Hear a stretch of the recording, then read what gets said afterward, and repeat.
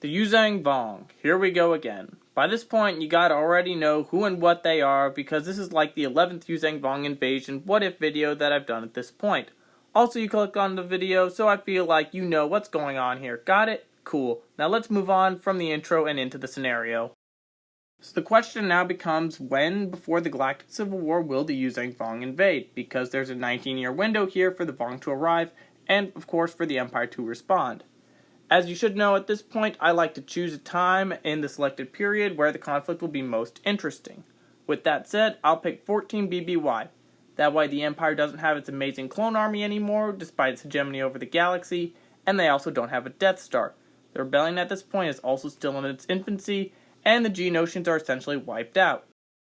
Although the Empire is in power with insurgencies and rebellions still occurring, there's no real challenge to Imperial rule. Most separatist holdouts are gone, and Papa Palps is ruling the galaxy through fear. However, Palpatine's continued rearmament projects are occasionally questioned, with mass funding going to military spending as well as to research and development. And low-level resistance to the Emperor is also growing as grievances remain high. When the Yuuzhan Vong invades from the unknown regions and into the Outer Rim, Palpatine may initially sit back and watch for a little while to let the Vong gain a small foothold in the galaxy in order to fully justify the Empire's existence and to protect the galaxy from outside threats. Once the Empire responds, Palpatine would immediately publicly blame the Jedi's now declassified outbound flight project for provoking the Vong invasion. The Imperial Navy is sent in at full force shortly after Palpatine's announcement.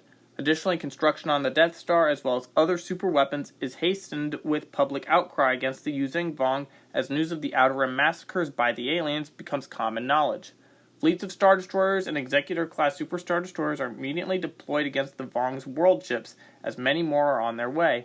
The Outer Rim campaign is nothing but an endless slaughter. However, it witnesses the Empire slowly but surely reclaim planets from the Vong as Palpatine kind of wants to see the war drag on for a little bit to boost the galaxy's resolve against the alien invaders.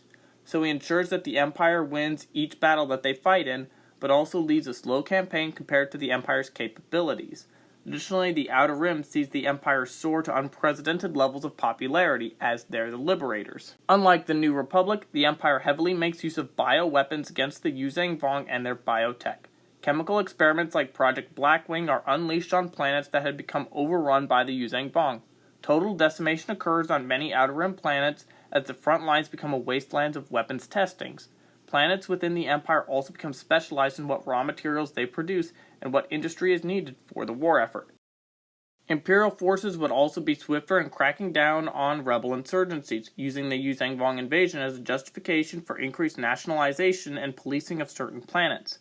Rebel activity and leadership is in complete chaos, as some like Saw Gerrera see the Vong invasion as an opportunity to strike against the Empire and to draw Imperial forces back away from the front lines in a backfired campaign of using the Vong as a diversion.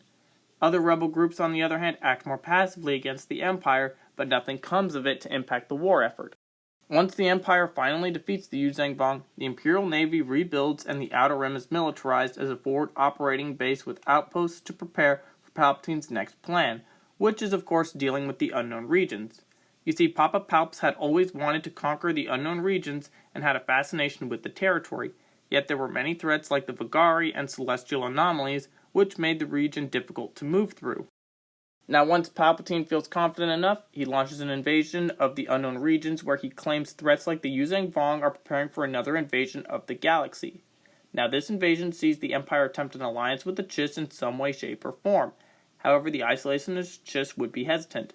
On the other hand, Thrawn and an early task force into the area forged a semi-alliance as the Empire took out the Yuuzhan Vong, and are now working together to take out various other threats in the area. The Empire of the Hand would likely be created in the unknown regions with Thrawn at the head of it to lead the Imperial invasion. However, Palpatine would start to transform the actual Empire into the Dark Empire, as the Empire of the Hand is given a relatively free hand in their operations because the Hand has to be as competent as possible, while the Empire itself is doing as Palpatine wishes. With all of that, I think it's safe to say that Palpatine's position and the Empire's existence is pretty safe for the time being. However, the Dark Empire will quickly become an oppressive power to many in the galaxy several years after the Yuuzhan Vong Wars end. The once passive rebellion now starts up again, as the Empire of the Hand continues to do its job while the Dark Empire grows more and more oppressive to Palpatine's desire. That's of course just my opinion, but what do you think would have happened had the Yuuzhan Vong invaded the galaxy before the Galactic Civil War? Write in the comments, and thank you for watching.